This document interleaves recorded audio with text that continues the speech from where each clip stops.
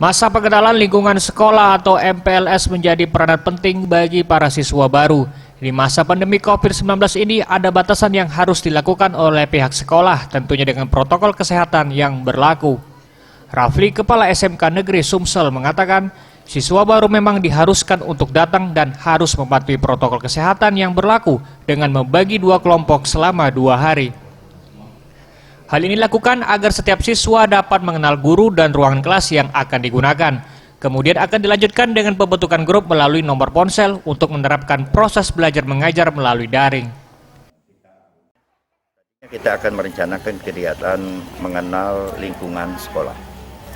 Karena kondisi Kota Palembang masih zona merah, maka kita sudah mengundang mereka, tetapi mereka tetap kita layani. Kita jelaskan, dan setelah kita berikan arahan mengenai cara proses pembelajaran, sudah itu kita pulangkan. Karena kita murni untuk melayani mereka, karena mereka ini masih baru. Nah, dengan diberikan pengarahan agar dia bisa mengikuti proses belajar dalam bentuk daring maupun luring. Karena kita akan bentuk daring, jadi kita akan membentuk grup daripada kelasnya. Pihak sekolah juga menyiapkan bahan pelajaran yang dapat diambil siswa ke sekolah bagi siswa yang tidak memiliki ponsel atau media penghubung daring, sehingga proses belajar mengajar masih tetap berlanjut selama pandemi COVID-19.